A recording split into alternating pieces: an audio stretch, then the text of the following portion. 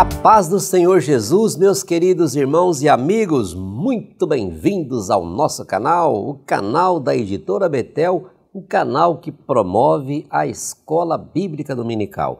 Eu sou o pastor Luiz Prates e este vídeo é sobre a lição número 10 da nossa revista Betel Dominical, cujo título é O Perigo da Crise Emocional no Exercício do Poder. Lembrando que esta revista ela foi escrita e comentada pelo pastor Isaqueu Mendes de Freitas. Ele já esteve aqui num dos nossos vídeos comentando conosco e para esta lição ele deixou para nós esses objetivos. Primeiro, comentar sobre a tentação por busca do poder. Segundo, estudar acerca do perigo da crise emocional. E terceiro, falar sobre a crise emocional e a inversão de valores. E para desenvolver esta lição, ele tomou como base Filipenses 2, versículos 5, 6, 7, 8, 9 e 10. Aliás, eu estava comentando aqui com os meus amigos, pastor Marcos e pastor William, que esse texto é um texto que mexe muito comigo. Eu tenho um especial carinho por esse texto, fala muito comigo e me leva a muitas reflexões sempre que eu leio esse texto. Então, é um texto muito especial, selecionado para comentarmos essa lição e muito apropriado. E eu agradeço você que já se inscreveu em nosso canal e peço que, se ainda não fez, humildemente eu peço a sua confiança e a sua inscrição. Clique lá no local indicado para você se inscrever. Comente os nossos vídeos, compartilhe, é muito importante para o crescimento do nosso canal e para o fortalecimento da Escola Bíblica Dominical. Também agradeço as manifestações de carinhos de vocês, com relação a esse trabalho. Muitíssimo obrigado. Por onde a gente anda, a gente sempre encontra alguém que faz menção ao resultado desse trabalho. Para a glória de Deus, tudo que fazemos aqui é para a glória de Deus e para o fortalecimento da Escola Bíblica Dominical. Importante que você tenha em mãos agora a revista, Você tem o plano de aula, se você puder ter, nós disponibilizamos lá no Foco na Lição, que vai ao ar toda segunda-feira. Lá na lição 10 você vai ver que tem, na descrição do vídeo, o plano de sugestão para esta aula. Uma canetinha e a Bíblia Sagrada. Nós usamos aqui a Bíblia do culto, porque vai começar agora o estudo da nossa lição. Paz do Senhor Jesus, pastor Marcos Santana, seja muito bem-vindo para mais um vídeo. Amém. A paz do Senhor, pastor Prates, pastor William Barros, todos os irmãos que estão conosco neste estudo bíblico. Eu vou aproveitar, pastor Prates, para fazer a leitura do texto áureo. A soberba do homem o abaterá, mas o humilde de espírito obterá honra. Provérbios, capítulo 29, versículo 23. Muito bem, meu amigo. A paz do Senhor, pastor William Barros. Seja bem-vindo, companheiro, para mais uma lição. Pastor Prates, pastor Marcos, a paz do Senhor Jesus, a todos vocês que participam conosco mais uma vez, e nesse momento da nossa 10ª lição desse trimestre, eu quero louvar a Deus por estar com cada um de vocês. Eu quero aproveitar e associar a minha alegria com a leitura também, assim como o pastor Marcos leu o texto áureo, nós aproveitarmos e lermos também a verdade aplicada. É imprescindível que cuidemos também da nossa saúde emocional e deixemos-nos ser guiados pelo Espírito Santo. Então, tendo em vista essa necessidade, eu quero convidar você de casa, você que participa dessa aula, para que junto conosco possamos fazer mais uma oração. Amém. Senhor, te agradecemos, ó Deus, por esta aula, pedindo a tua bênção para cada pessoa que será alcançada agora, ó Deus, pelas lições de cada tópico da nossa lição. Ó Deus, a minha oração junto com teus filhos é que muitas pessoas possam ser abençoadas e, ó Deus, ter o seu caráter tratado nessa aula. É a nossa oração, é a nossa confiança, em nome de Jesus. Amém. Amém.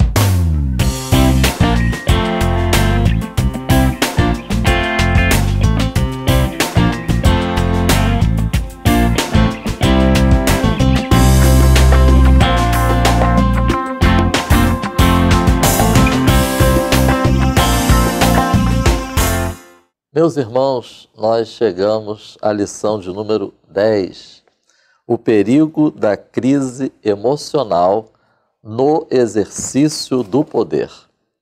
Creio ser interessante compartilhar com os irmãos algumas dicas bibliográficas.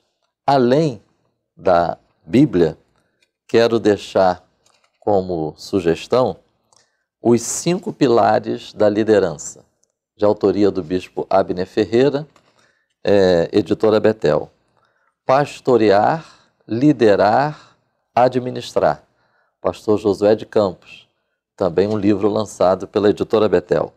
O estilo de liderança de Jesus, de Michel Youssef, da editora Betânia. Dinheiro, Sexo e Poder, de Richard Foster, da editora Mundo Cristão. E Desafios da Liderança Cristã, de John Stott, da editora Ultimato. Apenas algumas sugestões, evidentemente, que poderíamos citar aqui muitos outros. Pelo fato da lição de hoje focar o exercício do poder, deixo como sugestão para os professores e aqueles que estarão ministrando essa lição, lembrar as pessoas que estiverem diante de nós que não se trata de uma lição voltada apenas para aqueles que já exercem o ministério pastoral, aqueles que já exercem alguma função de liderança, de responsabilidade nos diversos departamentos da igreja. Porque, caso a pessoa pense dessa forma, é possível que algumas pessoas elas tenham o entendimento de que essa lição não se aplica à realidade delas. Então, quero lembrar que um dos objetivos da EBD é treinar para o serviço cristão. Conforme nós vemos em Efésios capítulo 4, versículo 12, Jesus Cristo, ele deu dons à igreja visando aperfeiçoamento dos santos para a obra do ministério, para a edificação da igreja. Então, sendo assim, todos aqueles que são membros do corpo de Cristo estão envolvidos nessa grande obra de edificação, nessa grande obra de Deus. Vamos também deixar aqui, e acho importante isso esclarecer, o sentido da palavra poder que nós encontramos no título da lição e é o foco da lição nessa lição de número 10. Ou seja, exercício do poder. Então vamos considerar nessa lição o poder como aquela capacidade de influenciar ou induzir o comportamento de outros. Uma dessas referências bibliográficas fez uma divisão que eu achei interessante. Tem o poder em relação à posição, ou seja, eclesiasticamente, numa igreja local, qual é a tua posição dentro da estrutura organizacional de uma igreja local? Você é o líder dos jovens? Você é o superintendente da escola dominical? É o pastor da igreja? É responsável pela CIB? É nesse sentido. E o poder a nível pessoal, ou seja, é o carisma que uma pessoa possui, a sua personalidade, a sua capacidade de estar envolvendo outras pessoas em algum projeto, em algum trabalho, algum serviço. Então, eu acredito, né, pastor Prates, pastor Luiz, que a gente pode considerar sendo esse o sentido da palavra poder. Visto isso, vamos agora para a verdade aplicada. Quero destacar essas duas expressões, considerando os muitos perigos que rondam uma pessoa quando no exercício do poder. A verdade aplicada, ela sugere a importância, a relevância para enfrentar esses perigos de sermos guiados pelo Espírito Santo. E segundo, cuidado pessoal. Isso envolve, não é verdade, a nossa saúde, as nossas emoções, como temos estudado ao longo desse trimestre, nosso físico, enfim, nosso espiritual. Visto isso, vamos agora ao texto de referência. O pastor Prates, ele comentou sobre a relevância que tem para ele esse texto de Filipenses. Não houve nenhum contato prévio entre eu e o pastor Prates ao longo dessa semana para a gente combinar isso. Mas quando ele falou isso, na hora eu mostrei para ele o esboço que nós preparamos para essa gravação. E eu quero deixar aqui para os irmãos destacar também esse texto, principalmente o primeiro versículo do texto de referência. De sorte que haja em vós o mesmo sentimento que houve também em Cristo Jesus. Quero sugerir aqui, pastor Prates, pastor William, nossos irmãos, esse versículo pode nortear-nos o tempo todo no exercício do poder, porque é um texto riquíssimo. Este texto eu quero destacar, né? Haja em vós o mesmo sentimento. A versão na linguagem de hoje diz o mesmo modo de pensar. Sugiro os irmãos estarem lendo os 2 versículos anteriores, os versículos 3 e 4 de Filipenses, capítulo 2. Nós vamos encontrar Paulo exortando os filipenses para terem atitudes que evitem fazer com que os filipenses estivessem agindo como ele descreveu no capítulo 1, versículo 17. Os irmãos podem ver como a Bíblia ela é conectada, um texto com o outro. Porque 1,17, Filipenses 1,17, Paulo fala que pessoas estão envolvidas na pregação do Evangelho, mas com motivações equivocadas, motivações distorcidas. Então, os versículos 3 e 4, Paulo vai dar diversas orientações, chamando a atenção dos filipenses para justamente não serem obreiros, não serem pessoas que têm essa capacidade de influenciar aqueles que estão ao seu redor, mas movidos por um espírito de partidarismo, buscando superar as ideias dos outros, pessoas que só pensam no seu próprio interesse. É nesse contexto que o apóstolo Paulo ele vai falar no versículo 5, de sorte que haja em vós o mesmo sentimento que houve também em Cristo Jesus. Pronto, agora, após exortar, após chamar a atenção dos filipenses quanto a esse perigo, ele agora procura focar Jesus Cristo, olhando para Jesus. Paulo, nos versículos 3 e 4, ele mostra o que os filipenses deveriam evitar. Agora, no versículo 5, ele vai responder, talvez, a um questionamento dos filipenses. Então, Paulo, como devemos exercer o ministério? Como devemos fazer a obra? Como devemos influenciar pessoas? É como se Paulo estivesse respondendo assim: olha para Jesus. Nós não vamos encontrar nele uma luta de autoengrandecimento para supremacia. Nós não vamos encontrar em Jesus um egoísmo, mas um profundo amor por Deus e pelo próximo. Isso demonstrados em seus atos de serviço. Essa expressão, tende em vós, sugere a existência de uma combinação de disposição mental e funcionamento prático.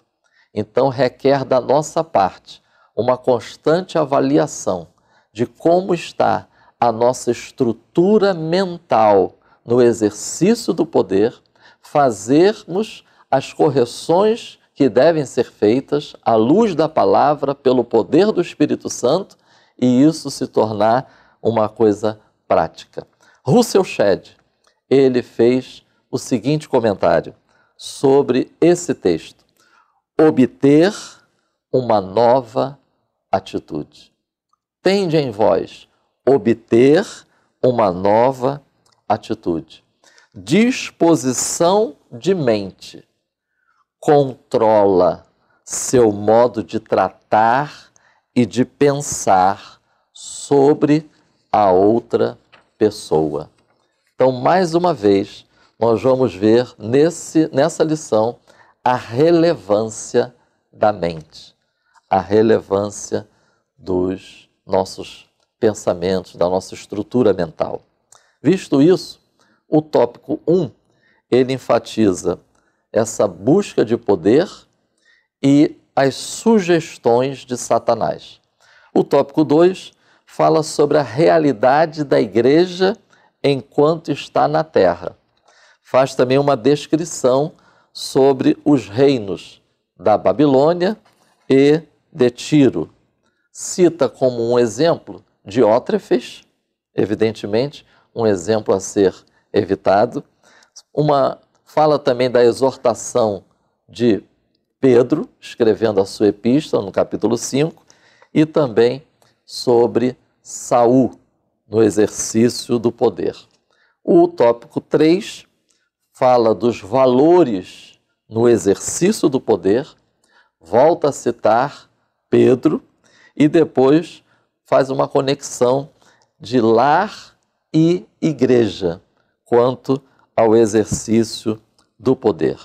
Vou iniciar agora, aproveitando, com a devida autorização do pastor Frati, o tópico 1, com um texto que encontra-se no livro de Richard Foster sobre dinheiro, sexo e poder. Não existem outros aspectos da vida humana que tenham tanto poder para abençoar ou amaldiçoar.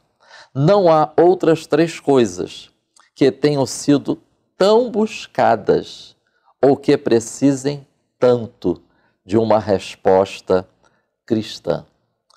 A maneira como lidamos com dinheiro, sexo e poder tanto pode conduzir ao erro como ao acerto. Evidentemente que é só a título de introdução, para vermos a relevância desse tema. Até porque, na lição de hoje, nós vamos nos ater à questão do poder. E essa busca de poder e a importância de saber lidar com o poder é tão relevante que eu vou destacar nesse tópico 1, vou trazer para os irmãos uma reflexão sobre um texto bíblico. E só situando os irmãos quanto a esse texto, que nós vamos encontrar lá em Deuteronômio, é Deus instruindo e preparando o seu povo quando estivessem vivendo na terra prometida. E nós vamos encontrar instruções de Deus sobre as mais variadas áreas da vida e da atuação enquanto sociedade de Israel. Deuteronômio, capítulo 17, versículos 16 ao 20.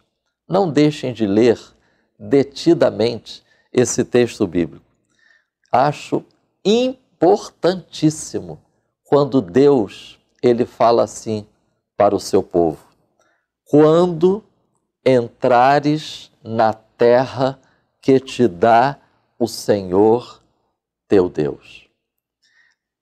É possível a gente pensar, inclusive, nos dias de hoje, pastor Prates, pastor William, Às vezes, é possível uma pessoa ter a tendência de que alcançou uma vitória, alcançou um cumprimento de uma promessa, achar que pode viver de tal maneira que está dispensada de vigilância, de acertos, de correções ao longo da sua jornada.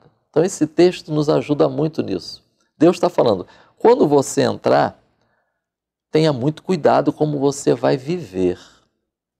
Quando você conquistar, tenha muito cuidado como você vai lidar. É uma bênção que você alcançou? É uma bênção que você conseguiu? Cuidado, como lidar com esta bênção. É isso que nós vamos encontrar. E por que Deus falou isso? Porque o povo de Israel, quando chegou em Canaã, a terra não estava vazia. E eles estavam vindo de mais de 400 anos vivendo no Egito. Então, notemos, eles tinham o referencial de exercício de poder no Egito e eles tinham um referencial de exercício de poder entre os povos e as nações que viviam ao seu redor. Então, Deus está dizendo o seguinte, não serve de exemplo para vocês, povo de Deus, o exemplo dos reis do Egito e como os reis de Canaã dominavam. Eram o que Deus vai falar nos versículos 16, 17 em diante, eram as condições das cortes reais das nações à volta de Israel. É por isso que Deus vai falar que o povo dele tinha que agir diferente. Versículo 16, Deus começa falando sobre o perigo da multiplicação de cavalos. É interessante, porque aponta para o engrandecimento militar, aponta para a questão do poder. O versículo 17 vai falar sobre o perigo de multiplicar mulheres. É um grande harém, é a questão da sexualidade. E o versículo 17 vai falar sobre o perigo de ajuntamento de riquezas, é a questão do dinheiro. Notemos como Deus alerta o seu povo. Cuidado, como lidar com poder, sexo e dinheiro. E aí o versículo 18, ele inicia de uma forma magistral, porque ele diz assim, se referindo ao rei, quando se assentar, ou seja, chegou aonde queria, né? Quando se assentar na cadeira de superintendente da escola dominical, quando se assentar na cadeira de chefe do setor da CIB, quando se assentar na cadeira de pastor, quando se assentar na cadeira de professor de escola dominical, olha como esse texto é aplicável à nossa realidade. Quando se assentar, aí Deus diz assim, você terá diante de ti um livro contendo toda a lei. Deus fala que o rei, ele deveria ter o livro, ele teria consigo esse livro, ele lerá diariamente esse livro, e aí esses 3 verbos que eu acho relevantes. Aprender, guardar e fazer. Não é apenas ter o livro, tem que ler o livro. Não é apenas ler o livro, é aprender. Não é apenas aprender, é guardar o que aprendeu. Não é apenas guardar, é fazer, é agir, como a palavra de Deus orienta. Sendo assim, para lidarmos com esse tripé, sexo, dinheiro, poder, é fundamental conectarmos a nossa relação com a Bíblia. É preciso conectar essa minha capacidade, habilidade, posição de poder com a minha relação com a Bíblia. Eu quero extrair aqui um texto da nossa lição, do tópico 1.3. Há uma constatação nos dias odiernos que de novo não tem nada. Luta pelo poder e domínio sobre as pessoas. Muita vaidade e glória humana. O casal recebeu e abrigou esta maligna semente. Ser mais, ter mais, conhecer mais. Quero conectar esse texto com um outro texto extraído de uma dessas referências bibliográficas que nós indicamos. O verdadeiro poder tem como seu objetivo libertar as pessoas, ao passo que a ambição está determinada a dominar as pessoas. O verdadeiro poder embeleza os relacionamentos. A ambição destrói os relacionamentos.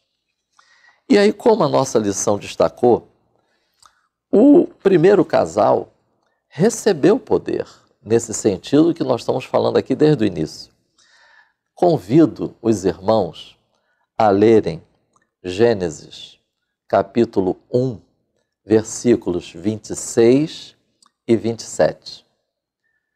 Quando Deus criou o homem e a mulher.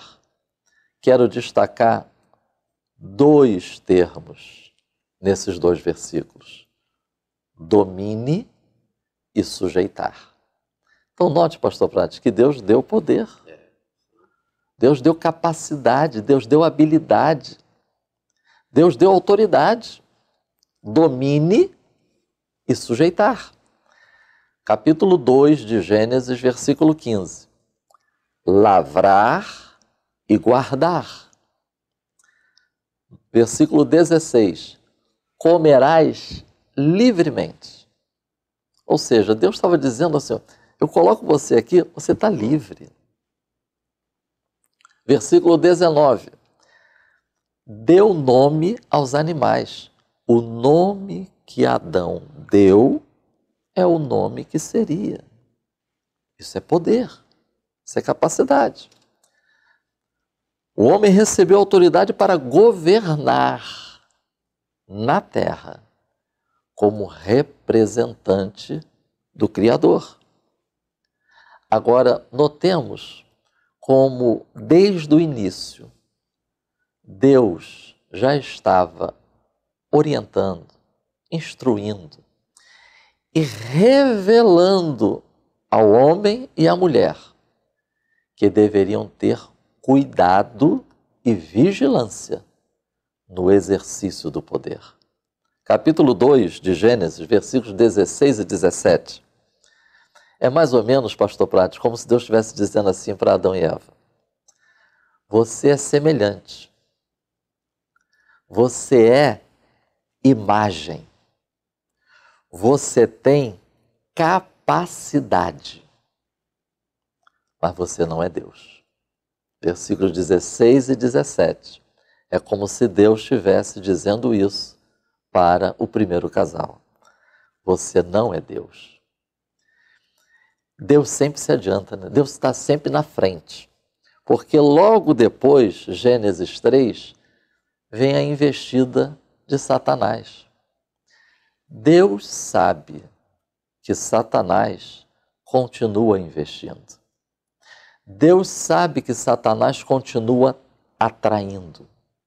Deus sabe que Satanás continua sugerindo. Em Gênesis, ele falou antes para o casal. Hoje, Deus está falando conosco. Amém. Muito cuidado. Como lidar com essa capacidade, essa habilidade, essa posição eclesiástica que Deus tem permitido que nós estejamos nela. A questão, como Richard Forge ele colocou, a questão não é em si a sexualidade, a riqueza e o poder. A questão é como lidar com esse tripé. Porque Gênesis, capítulo 3, versículo 5, aí vem o inimigo e diz assim, sereis como Deus. Note que Deus já tinha avisado, Deus já tinha colocado, você é imagem, você é semelhança, você tem capacidade, mas você não é Deus. O inimigo, então, ele lança essa semente. A semente, infelizmente, encontrou guarida no coração do primeiro casal. Que o Espírito Santo nos ajude a termos discernimento. Por isso, a verdade aplicada diz sermos guiados pelo Espírito e não pelas sugestões malignas e não pelas sugestões do nosso próprio e enganoso coração, para que não venhamos confundir que o ser humano, ele é imagem e semelhança, mas ele não pode querer simetria. Não é isso que Deus tem para nós. Que Deus continue nos conduzindo. Amém. Que maravilha, Pastor Marcos. Muitíssimo obrigado por esta visão teológica tão profunda e tão apropriada para esse ponto e para essa introdução. Eu anotei aqui as referências que o senhor citou. Eu tenho certeza, professor, que vai fazer uma grande diferença na sua aula. E com isso nós podemos fechar dizendo que eu ensinei ou eu aprendi que somente Deus tem o poder de criar, de preservar a coisa criada, de governar, de salvar, de julgar, de livrar e de destruir totalmente. Com isso, então, nós encerramos o ponto 1 e vamos direto ao ponto 2 com o pastor William Barros. Muito bem.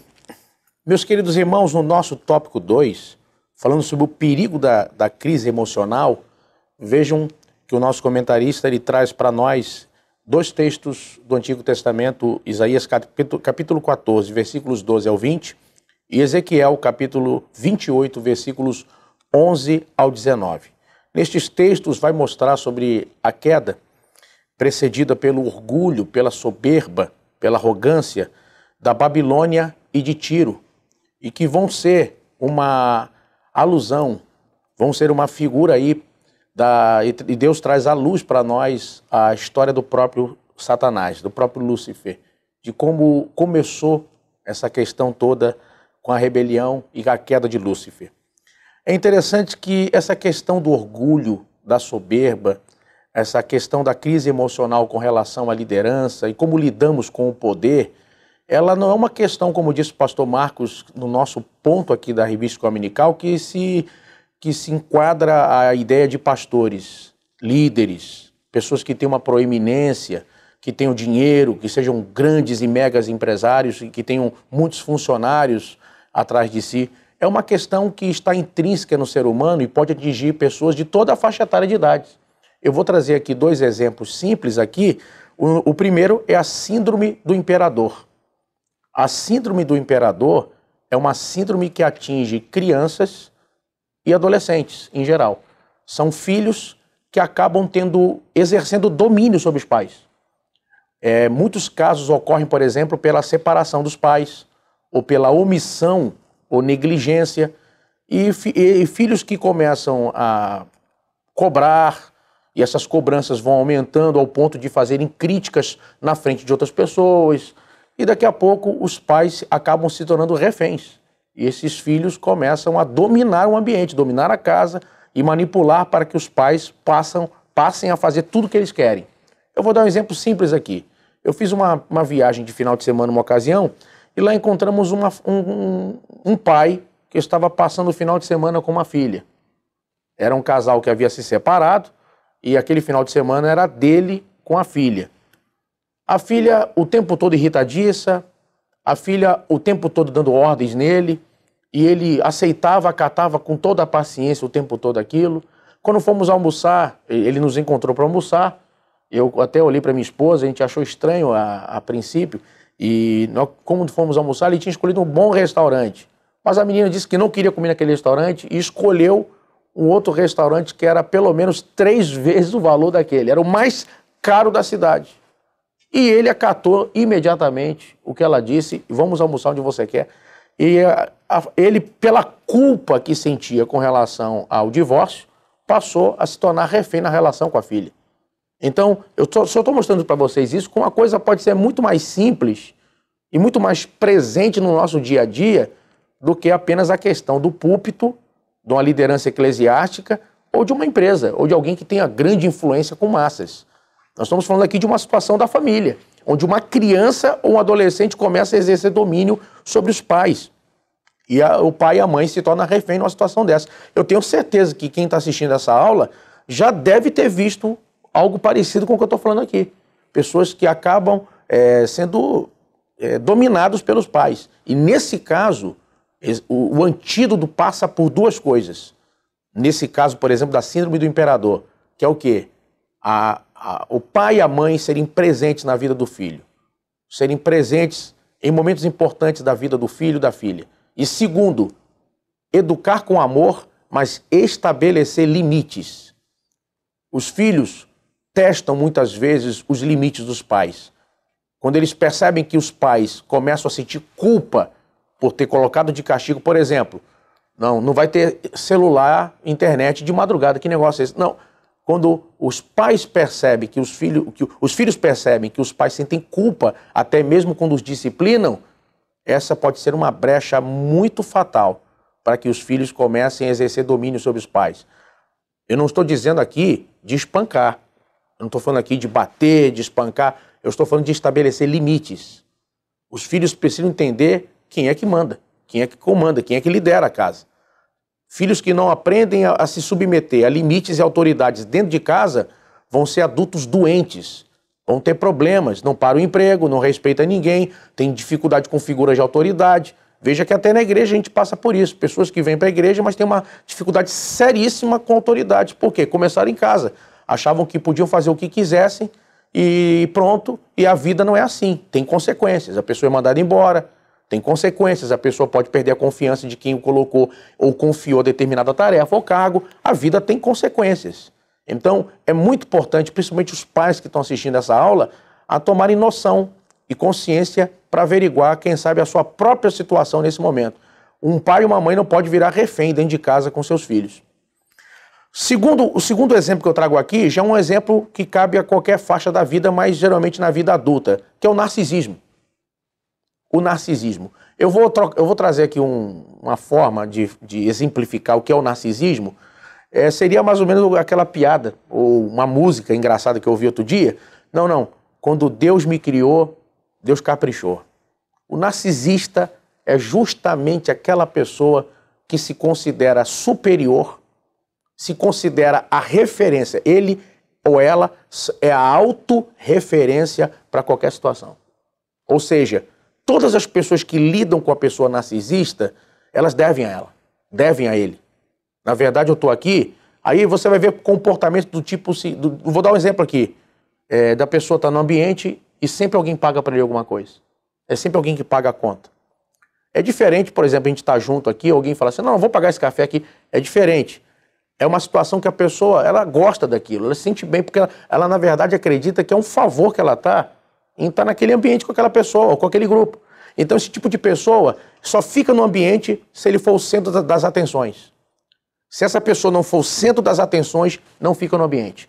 Para ficar no ambiente tem que ser o centro das atenções, essa pessoa que conta as experiências, ela que monopoliza, ela que conta piada, ela que tem que ser o centro da atenção na conversa. Se ela não for o centro da atenção, ela não fica no ambiente. São pessoas narcisistas. O que vai acontecer? Elas vão começar a dominar principalmente, eu já vi inclusive algumas pessoas questionando, do ponto de vista psiquiátrico, se essas pessoas teriam, por exemplo, a autoestima muito baixa. Eu acredito, olhando para vocês aqui, olho no olho, que é justamente o contrário. Essas pessoas se sentem, elas são geralmente exibicionistas, se sentem bem, se sentir superior. A questão é outra. Geralmente, quem se submete a esse tipo de problema, ou de domínio, é que geralmente costuma mostrar uma baixa autoestima. Pessoas com baixa autoestima acabam sendo alvo fácil desse tipo de pessoa, que monopoliza o ambiente, domina todos, tem que sempre transparecer, gosta de ser elogiado demais, mas não é só a questão do elogio, do mérito naquele momento. É o elogio que beira a idolatria.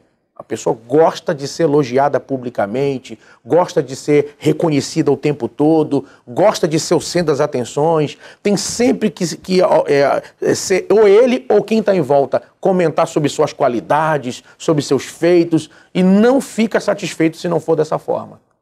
Então, é muito perigoso. Eu estou só mostrando para vocês esse tipo de coisa como exemplo de como muitas vezes a gente pode... eu peguei o gancho do que disse o pastor Marcos, que às vezes, justamente com essa aula, eu acho que o pastor Marcos foi muito feliz quando comentou isso, que às vezes a pessoa começa a enxergar essa lição, quem sabe até os professores num primeiro momento, focando a ideia do pastor. Quando, na verdade, em qualquer esfera da vida, até mesmo uma criança pode cair nessa situação e a gente precisa tirar as lições. A gente precisa olhar para, por exemplo, Isaías 14, 12 ao 20, Ezequiel 28, 11 ao 19, para que a nossa história não seja lembrada pela queda de Lúcifer, para que a gente não seja lembrado nos nossos fracassos nesse momento. Vejam, um outro ponto importante aqui, acredito que é lembrar que toda liderança, todo poder exercido com sabedoria é um poder que foi construído, uma liderança que é construída, que passa por etapas. Todos passamos por etapas. Vejam, Jesus poderia ter nascido adulto, já pensou, Jesus podia ter chegado no mundo adulto, como um viajante carpinteiro que chegou naquela cidade, se estabeleceu, já pensou, desceu do céu, assim como ele foi assunto ao céu, imagine, ele desce do céu, já chega com um dinheirinho, compra uma casa ali em Belém, se estabelece, ele podia ter vindo adulto, mas ele fez questão de passar por todas as etapas. Isaías vai dizer, chama Jesus de homem de dores, experimentado nos trabalhos.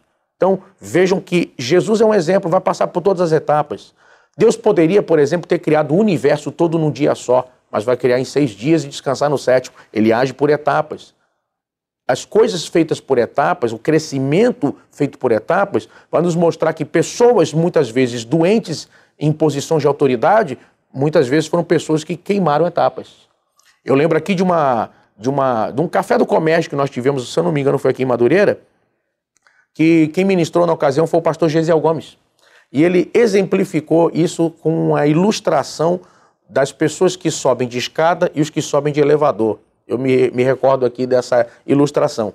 Ele mencionou um exemplo e disse que o ministério exercido com sucesso, a liderança exercida com sucesso, o poder, nesse caso, exercido com sucesso, são das pessoas que vão subindo. A pessoa vai do primeiro para o quarto, de elevador, ele vai direto.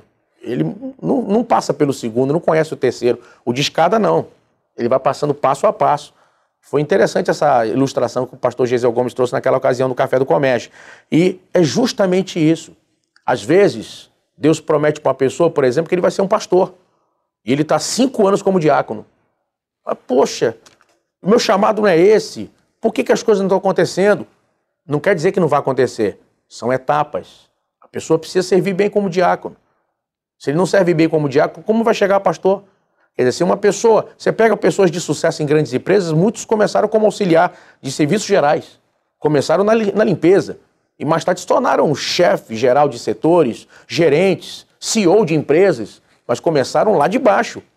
Eu mesmo conheci um senhor que ele agora se aposentou na Petrobras. Ele começou limpando convés, limpando navio, limpando plataforma. E ele foi estudando, foi fazendo provas lá dentro, foi abrindo oportunidades, e quando se aposentou era o chefe de um comando de comunicação de plataforma. O cara ganhava aí pelo menos 20 vezes o que ele ganhava quando entrou. Então, vale a pena passar pelas etapas. Etapas nos credenciam, nos preparam, nos forjam. E isso é muito importante na nossa caminhada. Segundo Samuel capítulo 18, vai mostrar pra gente um episódio dos últimos instantes de vida de Absalão. E quando Absalão morre, Davi aguarda a notícia do desfecho daquela batalha. E aí a Bíblia vai mostrar Ahimaás pedindo insistentemente a Joabe para correr para levar a notícia. Mas Joabe manda que Cusi leve a notícia da morte de Absalão ao rei Davi. Aí é interessante que Ahimaás, ele disse, olha, mas eu quero correr. Não, mas quem vai levar a notícia é o outro. Ele falou, mas eu quero correr assim mesmo. Mas Joabe falou, ó, você quer correr? Então corre. E tem um detalhe tremendo. Embora Cusi tenha ido primeiro, a Bíblia diz que Ahimaás vai chegar na frente dele, a Davi. E a razão é muito simples. A Bíblia diz que Ahimaás vai escolher o caminho do vale. Ele escolheu não a rota tradicional. Ele pegou um caminho mais curto, mais rápido para chegar lá na frente. Passando o mensageiro oficial para chegar lá e dizer ao rei apenas o óbvio, que a batalha tinha acabado. Mas a mensagem sobre a morte do filho do rei coube ao mensageiro que havia sido designado por Joabe, Cusi, de levar a notícia. Agora vejam, quantas pessoas não buscaram na sua vida o caminho do vale? Tentando encontrar um caminho mais rápido, tentando encontrar, entre aspas, um supletivo para ter sucesso ou no ministério, ou na carreira profissional, tentando um jeitinho brasileiro, um caminho mais fácil para chegar a determinada posição. Não queime as etapas. Siga a tua rota, passe pelo que Deus estabeleceu, passe pelo que você precisa passar. Cada etapa vai te ensinar alguma coisa. Cada oportunidade, mesmo paralela, mesmo que naquele momento isso pareça que não tem serventia, mas acredite, isso vai te acrescentar, isso vai te ensinar. Vejam que até mesmo no ministério, eu lembro quando eu fui a pastor, eu passei 1 ano em prova para o pastorado. Eu era evangelista e o pastor, na época eu pastoreava uma igreja, mas mesmo assim eu fui consagrado aqui em Madureira, na nossa igreja mãe aqui, no ano 2000, 20 anos atrás. E quando eu fui ao pastorado aqui, eu estava pastoreando uma igreja em Governador Valadares, em Minas Gerais. Mas o pastor havia me deixado mesmo assim 1 ano na prova do pastorado. Na época me enviou para lá, para Minas, e foi minha prova ali do meu ministério para o pastorado. Foi uma das situações que eu passei. Então, o tempo que eu fiquei lá, não era de Deus de eu ficar lá para sempre. Quando eu saí de lá, eu fiquei lá 1 ano e 9 meses. Eu lembro que no caminho da mudança, quando o caminhão da mudança bateu na minha porta, meu tempo tinha acabado lá, eu vi irmãos da igreja ficar parados na esquina, quando o caminhão começou a ir embora, chorando. Meu coração doeu naquele momento. Eu levei cerca de 6 meses para me readaptar depois que eu voltei. Eu não dizia nada nem para minha família. Às vezes eu acordava de madrugada, sentava na sala e falava, meu lugar é lá.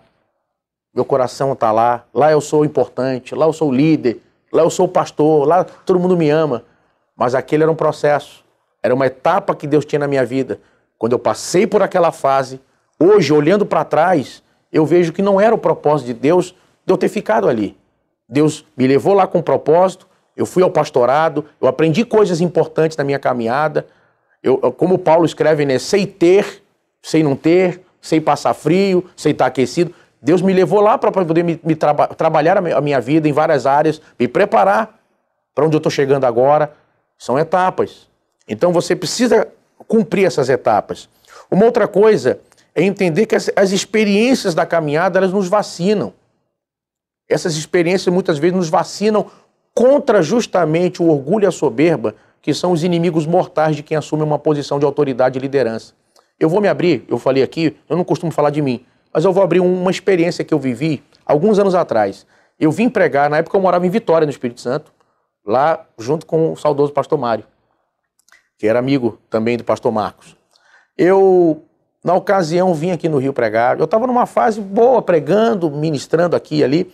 Eu vim pregar aqui numa grande igreja, em Jacarepaguá, uma igreja muito grande, lá pertinho, lá onde o pastor Marcos está hoje, uma igreja muito grande, era um evento. Cheguei lá, preguei nesse evento. Pastores, quando eu subi no púlpito e peguei o microfone para pregar, eu tinha o esboço pronto, estava comigo. Embora eu não use muito esboço, mas eu naquele dia tinha um esboço. Eu estava com a Bíblia, eu tinha os tópicos na mente, eu tinha as frases, algumas frases-chave na minha mensagem. Eu estava, entre aspas, seguro, eu estava tranquilo. Eu tinha chegado na véspera, tinha dormido, eu estava bem. Mas quando eu subi no púlpito e eu peguei o microfone para pregar, eu tive uma sensação que até hoje isso me apavora. Eu me senti completamente só. Cadê Deus? Para onde foi Deus?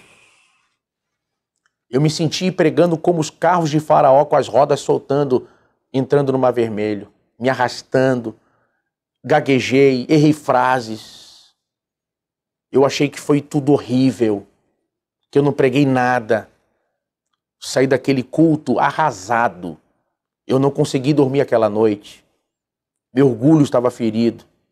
Eu estava com muita dor na alma devido ao que eu acredito que foi um fiasco aquela minha pregação. Embora de uma forma geral todos nós somos muito críticos com a gente, né? Mas naquele dia eu tinha certeza que eu tinha sido péssimo. Eu confesso a vocês uma coisa. Eu não sei, eu orei a Deus pedindo perdão eventualmente se eu estava soberbo ou confiando na minha capacidade, vaidoso, se alguma coisa desse tipo me dominou. Porque, na verdade, o orgulho, a vaidade é como a barba. Veja, eu fiz a barba de 2 dias. Para vir para cá agora para gravar essa aula com vocês, tive que fazer a barba de novo. Aí daqui a 2 dias já começa a espetar o rosto. O orgulho é a mesma coisa, você nunca vence definitivamente. Você corta hoje, ele volta amanhã. Você raspa agora, amanhã já está crescendo de novo. É por isso que eu até brinco com alguns amigos e falo assim, você é humilde? Eu falo, rapaz, eu não sou humilde, eu disfarço bem. Eu falo, rapaz, eu sou orgulhoso. Na verdade, eu luto, eu raspo todo dia para poder continuar humilde, para tentar ser humilde.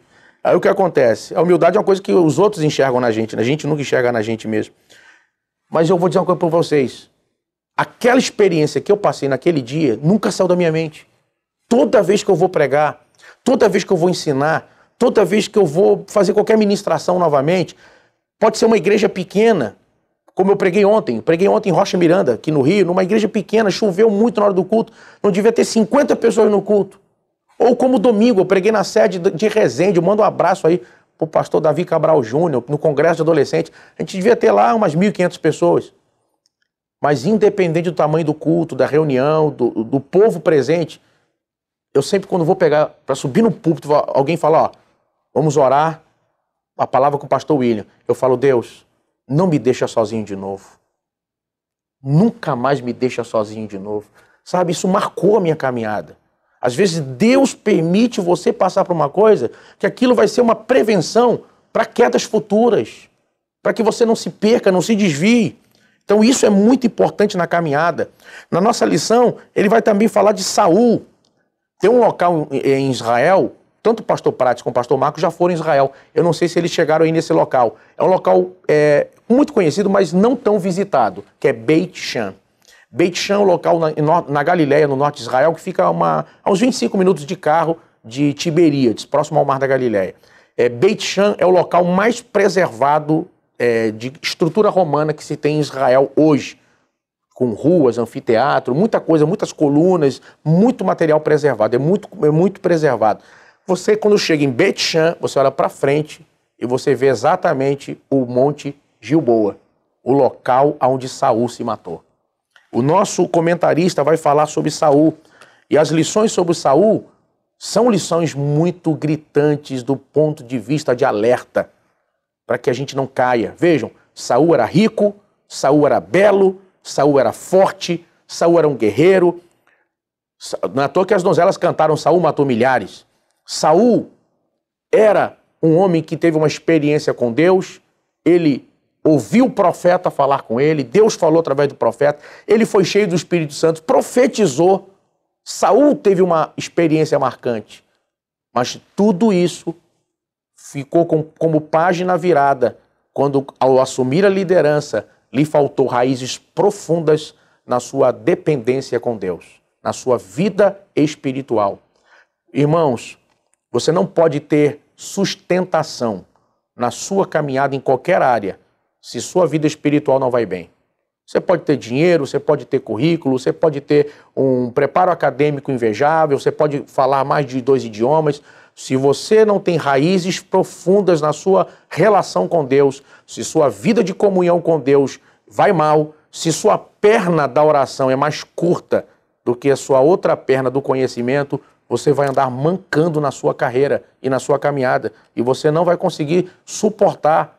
Porque quando o diabo não pode te destruir, te fazendo se sentir o tapete do mundo, ele vai tentar te destruir, fazendo você achar que você está no topo, que você é o cara, que você... Se você tivesse no culto, tinha sido diferente. Se você tivesse pregado naquela noite, tinha sido melhor. Se fosse você que tivesse dado aquela palestra, tinha sido outra coisa. Você vai ouvir pessoas dizendo isso para você em algum momento. Alguém muitas vezes vai dizer, só faltou você. Quem tinha que dirigir aquele culto era você.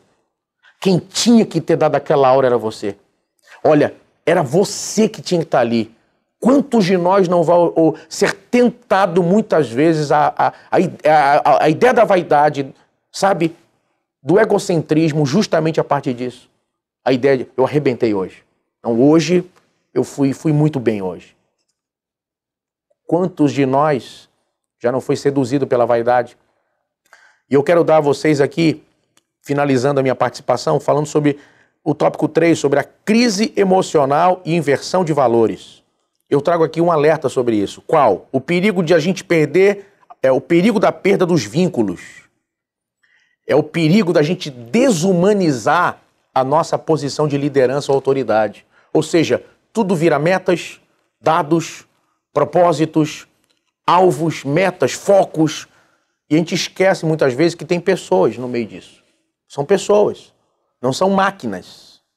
Pessoas produzem mais com vínculos, com relacionamentos. Veja que as pessoas que descobrem isso e humanizam a sua liderança são as pessoas que começam a ter crescimento. Porque vários fatores vão fazer uma pessoa se tornar carismática. E vários fatores vão fazer pessoas quererem estar perto de uma pessoa carismática. Não é apenas o talento. Porque grandes líderes, eles não são uma mula. Você vê que o cruzamento de uma égua com o jumento vai sair a mula. Só que a mula é estéril. A mula não gera outro animal.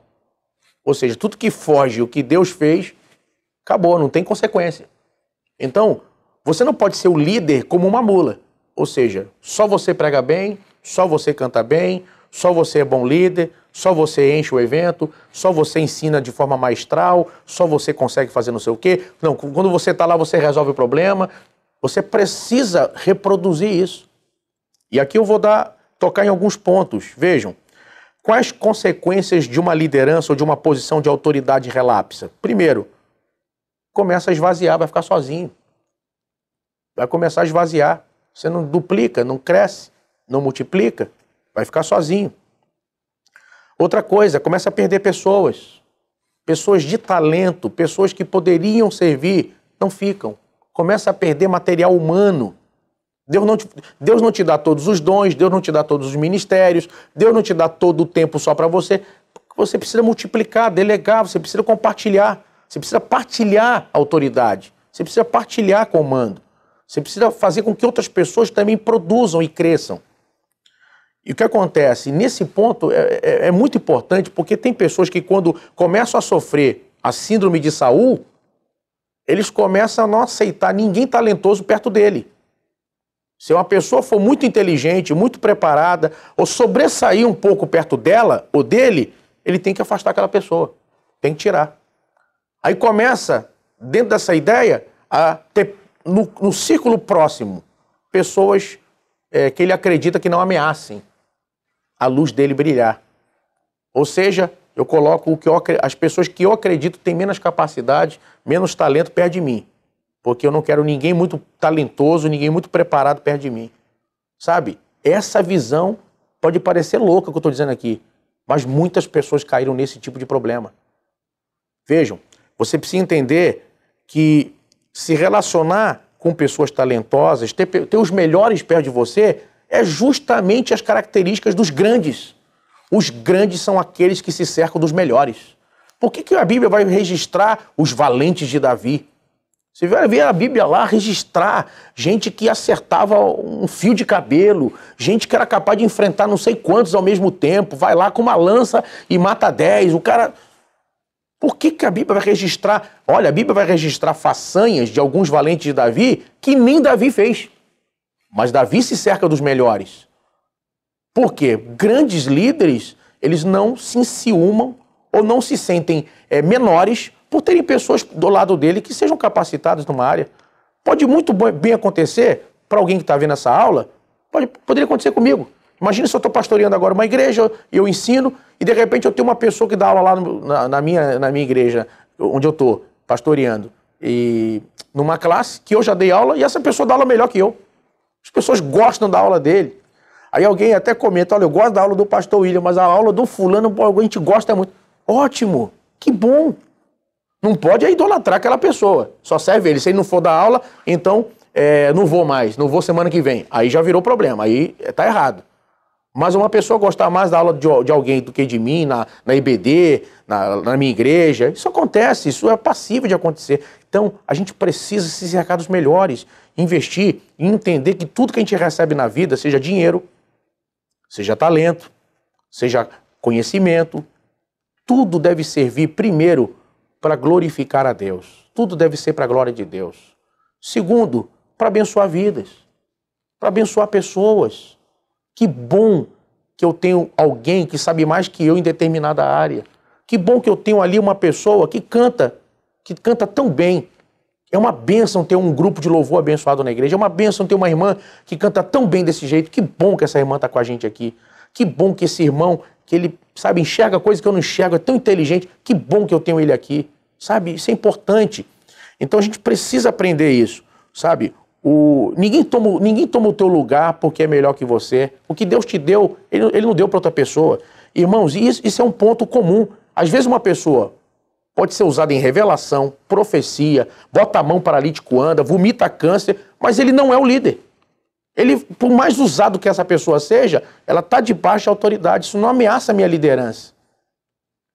Então a gente precisa aprender com essas coisas.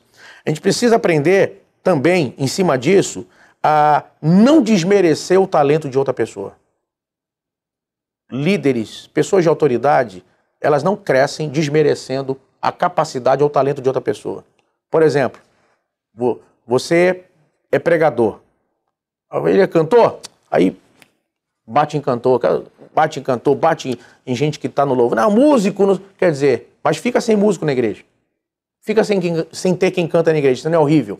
Fala a verdade. Você chega num culto que tem um grupo abençoado que louva bem, bota o pessoal de pé, canta, ministra, ajuda o pregador, ajuda o culto, é uma bênção ter uma pessoa, sabe, uma pessoa que vai lá, ministra, fica de pé. Irmãos, eu já vi gente que pega o microfone para cantar um hino, que ele muda o culto. Muda o culto.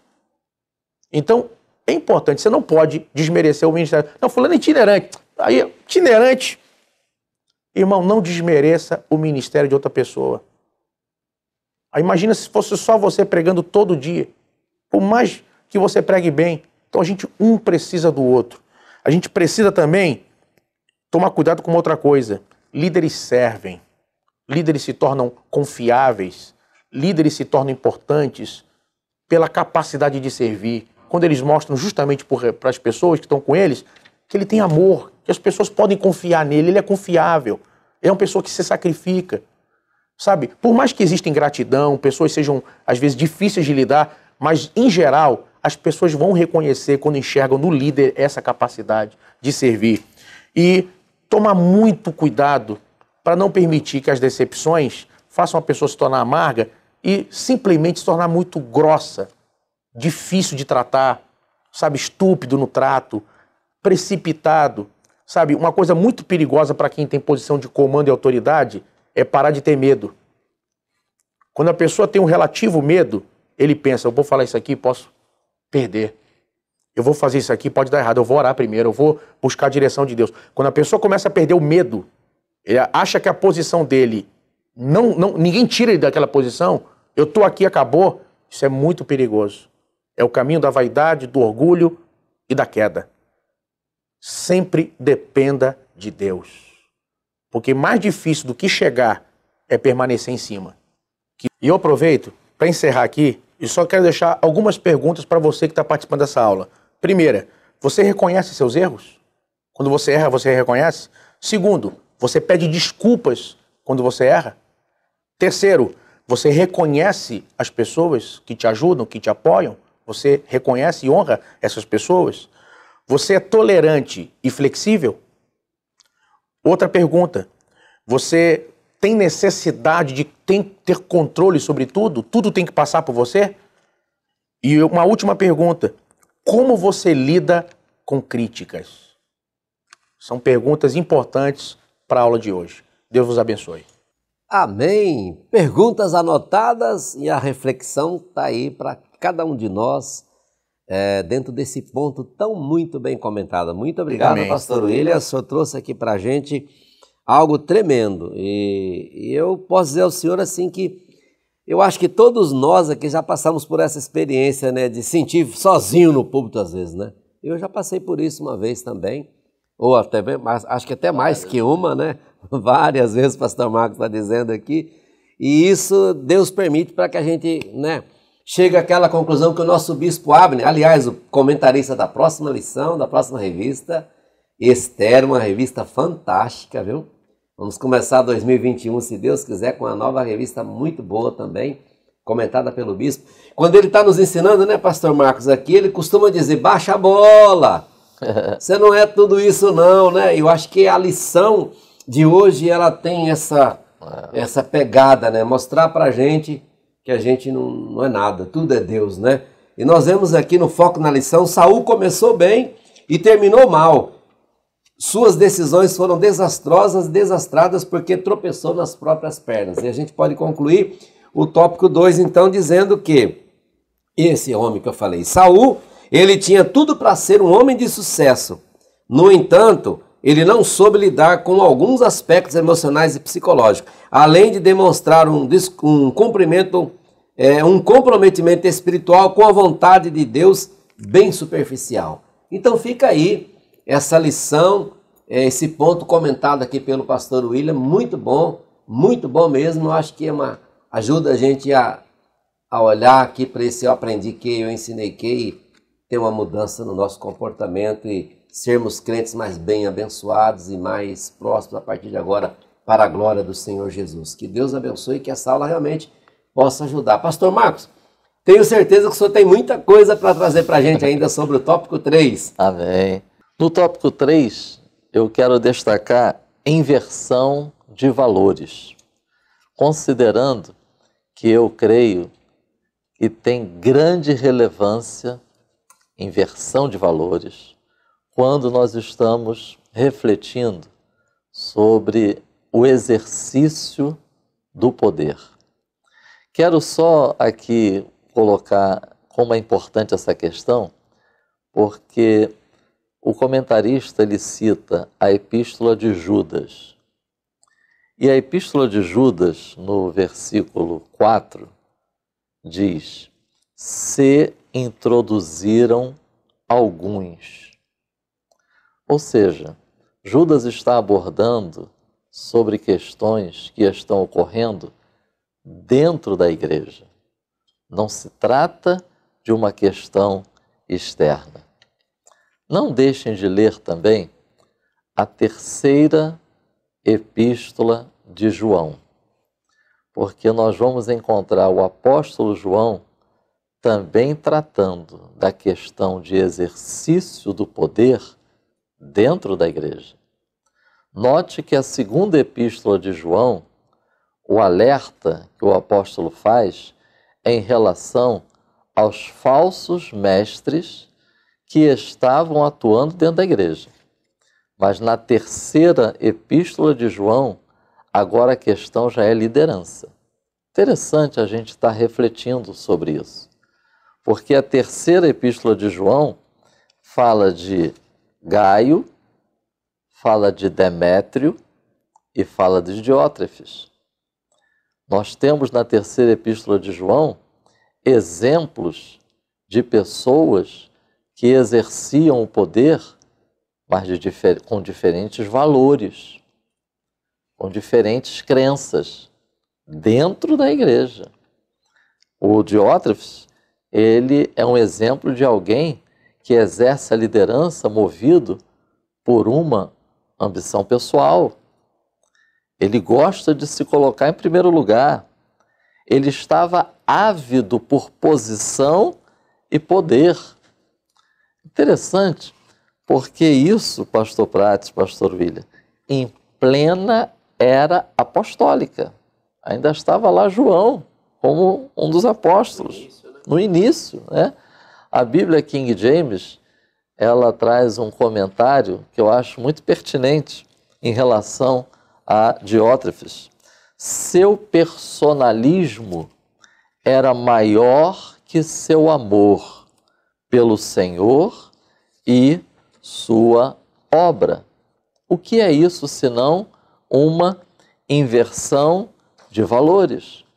E quando eu estava lendo a lição, estudando sobre essa expressão inversão de valores, eu estava lembrando que tem sido recorrente este tema nessas últimas lições bíblicas que nós estamos estudando.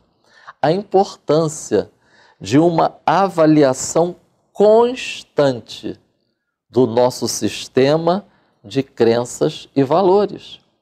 E isso vale no exercício do poder.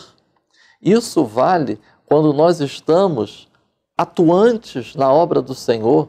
Precisamos estar sempre avaliando quais têm sido nossas crenças e valores que nos move, que nos movimenta, que nos conduz no exercício do poder.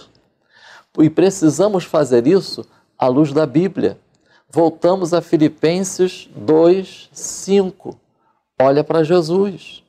É o mesmo sentimento de Jesus, porque se nós não estivermos fazendo essa constante avaliação, irmãos, nós estamos no mundo.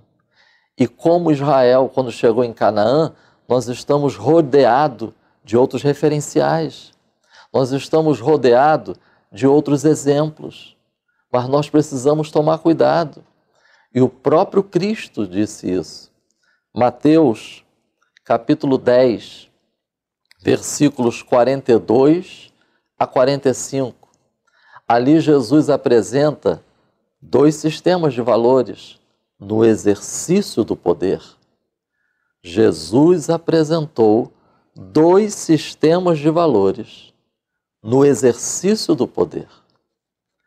Qual sistema de valores que nós estamos adotando? Jesus Cristo, ele apresenta primeiro as atitudes das gentes. Essa expressão se refere ao mundo. Essa expressão se refere às pessoas que ainda não nasceram de novo, ainda não foram transformadas. São pessoas que não vivem guiadas pelo Espírito. Tem um tipo de atitude, tem uma maneira de exercer o seu poder. Quando Jesus então apresenta isso, olha que bonito, pastor Prates. Aí Jesus vai dizer assim, ó, mas entre vós não será assim. A gente não pode buscar os valores de exercício de poder do mundo e querer trazer para a igreja, porque o Jesus Cristo, que é o Senhor da igreja, ele disse, mas entre vós não será assim. E aí ele vai falar sobre ser servo. E aí ele diz, o Filho do Homem, ele não veio para ser servido, mas para servir. Outro texto que também nos ajuda muito a refletirmos nessa questão da importância de estarmos sempre revendo nosso sistema de crenças e valores. Quando, no exercício do poder, é a primeira epístola de Pedro, capítulo 5, versículo 3, onde o apóstolo escreveu, não como tendo domínio, mas sendo exemplo. Ele exorta os líderes da igreja para que tenham um verdadeiro espírito pastoral. João, capítulo 13, nós vamos encontrar como Jesus exercia o poder. Podemos destacar duas expressões, serviço e amor. Um certo comentarista, ele escreveu uma coisa interessante. dois símbolos do cristianismo: toalha e cruz. Serviço, doar-se, obediência. Encerrando, quero deixar, a título de contribuição, alguns princípios bíblicos no exercício do poder. 1 de Pedro, capítulo 4, versículos 10 e 11. O princípio que eu extraio aqui é: para que Deus seja glorificado. Romanos, capítulo 12, versículo 8. Quero destacar 3 pensamentos extraídos deste versículo, que se aplicam ao exercício do poder. Primeiro pensamento: não a si próprio. Então, Deus nos dá dons não para proveito próprio, mas em benefício dos outros. Segundo pensamento, encontramos nesse texto a capacidade, a habilidade vem de Deus. E terceiro pensamento, com cuidado. Versículo 8 de Romanos 12 diz: aquele que preside, faça isso com cuidado. A versão na linguagem de hoje diz: quem tem autoridade, que use a sua autoridade com todo o cuidado. E, encerrando, quero deixar também o exemplo de José. Qual o princípio que eu vou extrair em relação a José? É o princípio de termos consciência sobre o propósito para o qual nós fomos inseridos naquela posição, fomos colocados naquela posição. E José, ele tinha plena consciência. E ele expressou isso quando ele se encontrou com seus irmãos. Ele disse: eu sei que vocês intentaram mal contra mim. Eu sei que vocês queriam me prejudicar. Em outras palavras, mas eu sei também que eu cheguei até aqui porque Deus me enviou adiante de vós. É para a conservação da vida.